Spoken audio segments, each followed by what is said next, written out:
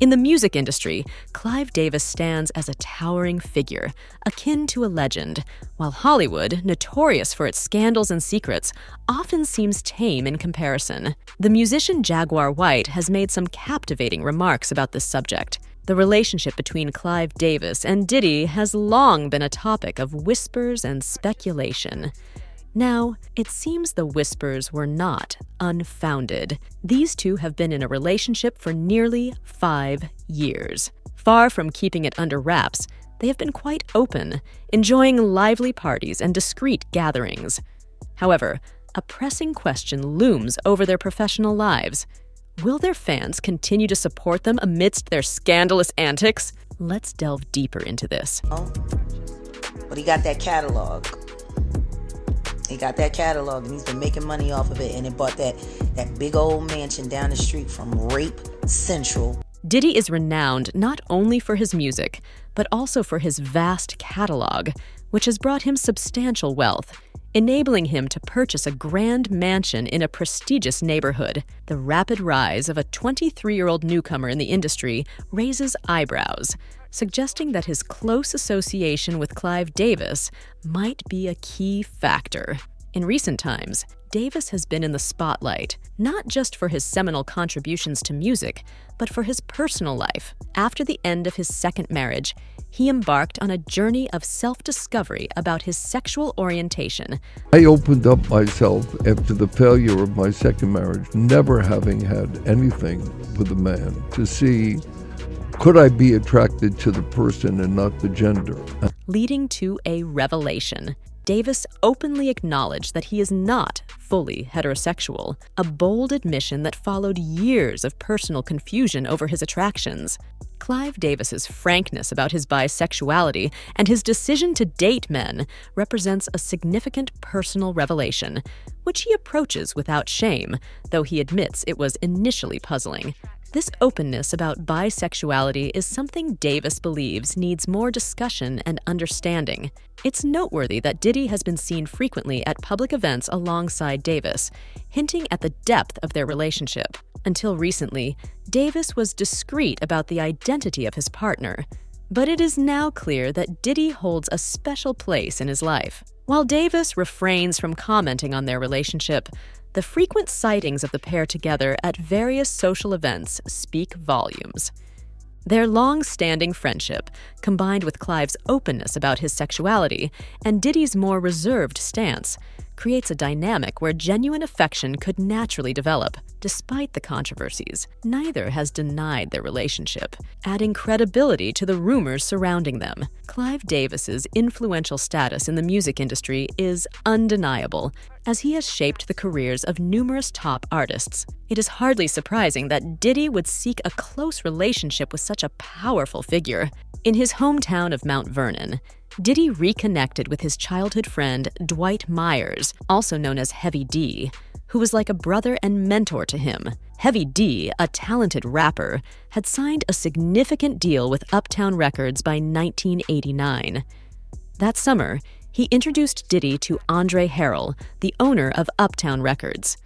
Harrell saw potential in the young Diddy and gave him a major opportunity as an intern. This pivotal summer marked the beginning of Diddy's ascent in the music industry, fostered by key relationships and opportunities. Spending hours in the studio and meeting with prominent artists from across the nation was a dream come true for Sean, a freshman in college. Something quite extraordinary. However, when fall arrived, Sean had to return to his campus in D.C. Andre, who didn't want Sean to leave, tried to persuade him to drop out and stay at the label, but Sean's mother strongly opposed the idea. They reached a compromise. Sean would travel by train from D.C. to New York twice a week to be at the Uptown office, a journey of 4 hours each way. This meant Sean was dedicating 16 hours a week just traveling to maintain his internship at Uptown, a commitment that seemingly made little sense considering his role. But the reason behind this would soon become apparent. This demanding routine persisted for several months until Andre Harrell decided it was time to make a change.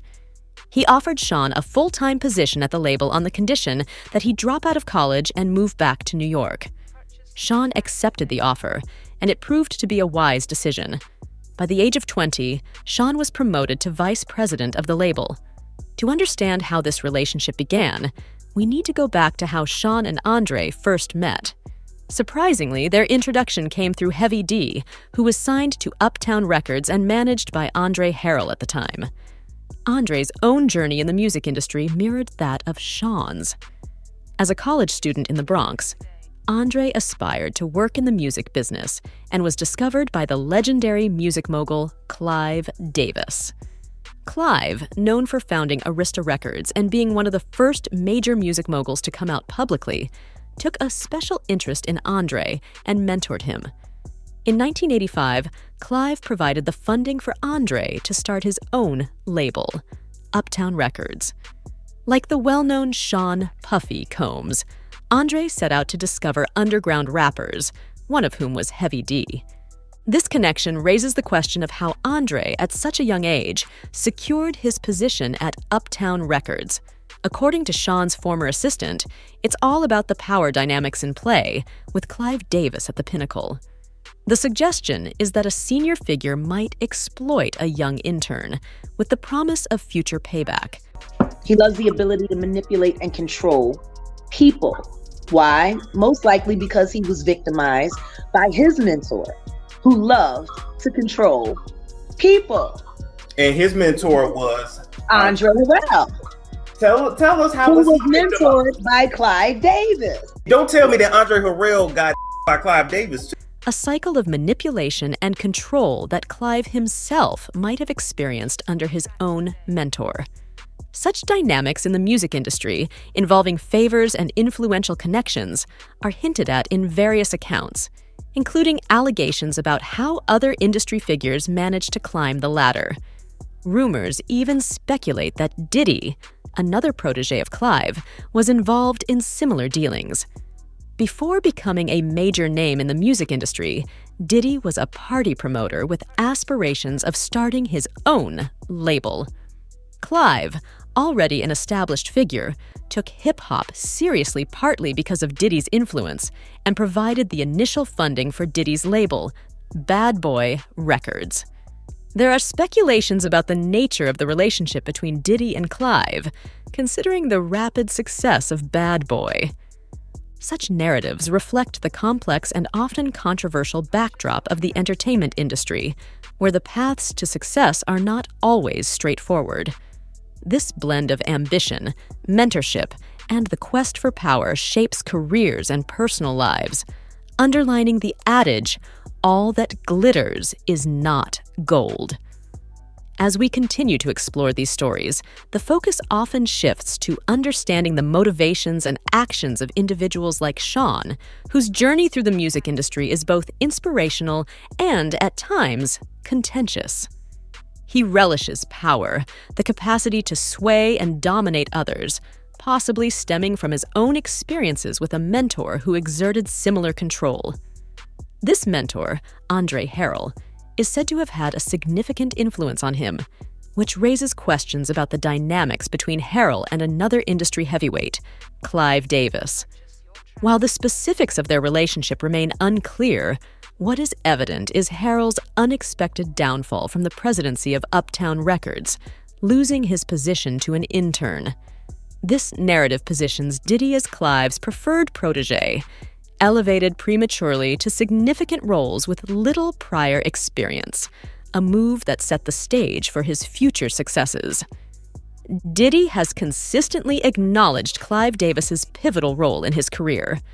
At the 2019 Grammys, Diddy expressed his gratitude towards Clive Davis and Arista Records for their early belief in his vision when founding Bad Boy Records. He credits Clive as one of the first industry executives to support him.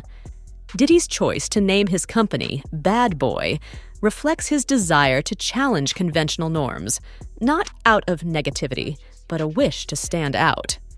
There are also rumors from 1994 suggesting Clive played a more controversial role in Diddy's life, involving allegations of inappropriate demands as a condition for mentorship. Despite these rumors, it is clear that Clive Davis had a profound influence on Diddy, indicative of the complex and often reciprocal relationships in the music industry. These relationships are believed to sometimes stem from cycles of abuse, where those who have been mistreated might perpetuate similar behaviors. Moreover, Clive Davis's autobiography allegedly contains over 500 pages of behind-the-scenes anecdotes involving major artists, including accounts of personal and professional interactions that shaped their careers. In this book, Davis also addresses serious allegations and personal revelations about his life, including his bisexuality and his relationships over the years.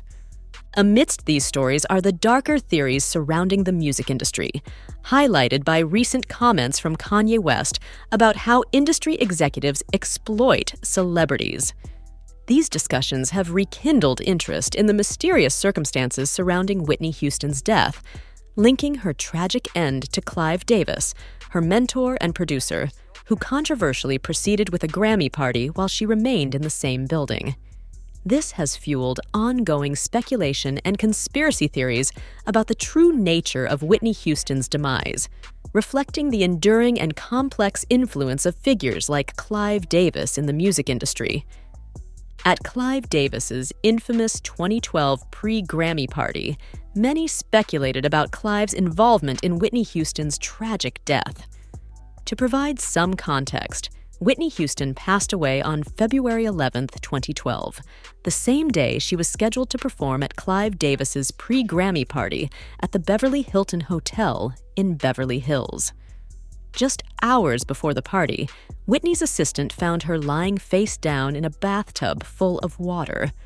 She was unresponsive, prompting her assistant to call Whitney's bodyguard, Ray Watson, for assistance. Watson described the bathroom scene as surreal, expressing his panic and confusion about Whitney's condition, saying, "I couldn't tell if she was alive or dead. I got her out of the water and tried to revive her." Amid the chaos, Whitney's assistant and her bodyguard dialed 911. Paramedics reached Whitney's hotel room by 3:30 p.m., attempted CPR, but sadly it was too late. Whitney Houston was pronounced dead at 3:55 p.m. News of Whitney Houston's death broke, announcing the loss of the singing star at age 48. Initially, the cause of her death was unclear, with local police observing no obvious signs of foul play. However, the LA County coroner later determined that her death resulted from drowning, exacerbated by heart disease and substance abuse. Despite some external trauma noted on her body, the coroner found no evidence of foul play.